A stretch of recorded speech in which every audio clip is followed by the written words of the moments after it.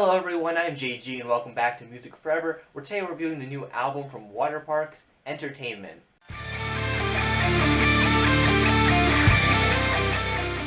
Alright, so when it comes to me and Waterparks, this is a fairly new album, a fairly new band rather. This is only their second studio album, and their first album, Double There, I really enjoyed, even though I didn't get into it until a couple months after it was released. It was released sometime in 2016, I think it was towards the end of that year, if I'm not mistaken. I could be wrong on that though. I didn't get into them and that album until about a year ago from now. But even in that time, I've been really anticipating the follow-up album, just given that I really enjoyed that album. I thought it was a pretty solid pop-punk, kind of pop-rock album. And I was excited to see what they would bring with the follow-up. And here it is.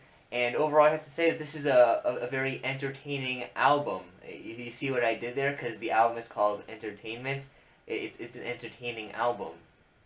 Yeah, that was a terrible joke. But in all seriousness, Entertainment is a fairly enjoyable album, and I think it is a good follow-up to Double Dare all the way through. And this album kind of continues showing off what makes Waterparks a fairly interesting and just exciting band today. The fact that they're able to kind of have this more pop rock, even pop punk at times oriented sound, but not sound too generic or too watered down. They're always able to bring in some different styles on these tracks and just make each one sound a bit interesting for the most part, and that's what kind of makes this album an enjoyable experience overall. You do have some more standard kind of pop rock, pop punk tracks, like the lead single from this thing, Blonde, which I thought, listening to it the first few times as a single, that was just a pretty solid kind of pop punk jam. Nothing too special about it, but it is a fairly catchy song. I do give it that, even though it's not the most, out there or crazy, strange type song on this thing.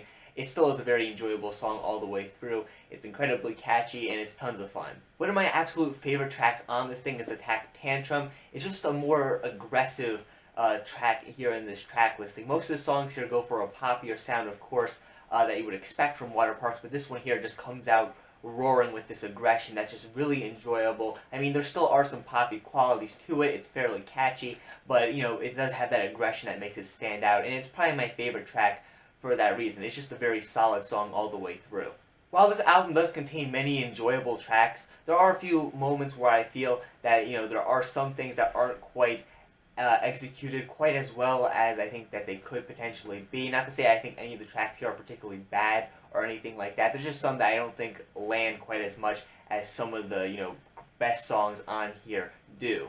Take the track Peach, for example, which has many aspects to it that I enjoy, particularly the verses, but there are some elements of the song that I'm not a big fan of, like the singing on the chorus of this track just sounds a bit grating at times. I'm not sure really what they were, going for. Maybe they should have toned it back a bit more there. And just the whistling on the track sounds a bit, cliche. It's not a bad track by any means, but it's enjoyable, I guess, even though there are a few flaws with it. The track Lucky People is another one that's kind of, I feel maybe hit or miss to an extent, or maybe it's just a track that I personally really don't connect with all that much. It's kind of a love song, just a very kind of lovey love song, if you know what I mean. The instrumentation on this is a bit more acoustic, has a very kind of upbeat feel to it, and it just doesn't really resonate with me all that much. I can be completely honest with that. There's not really any obvious flaws with the track itself, but it's just not really a type of song that sticks with me. It's just a bit too upbeat, just a bit too peachy, just a bit too happy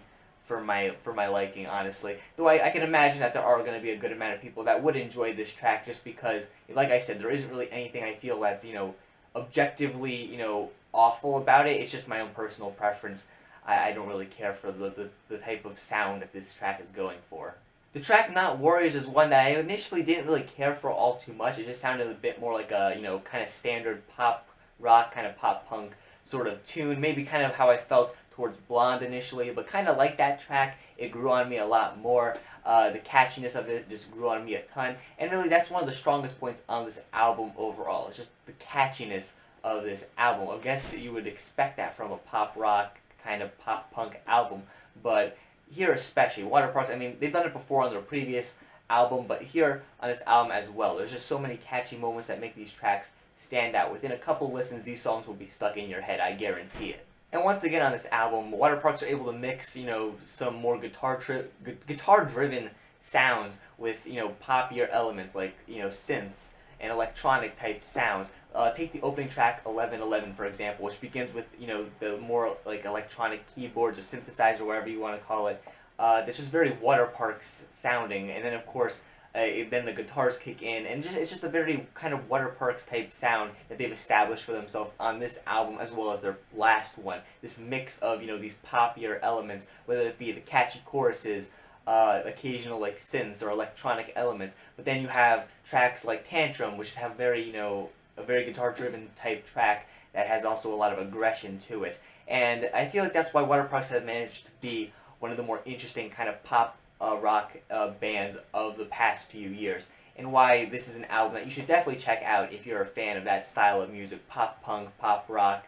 I think you're definitely going to enjoy this project, as well as their previous album, Double Dare, because like I said, that's also a pretty good album.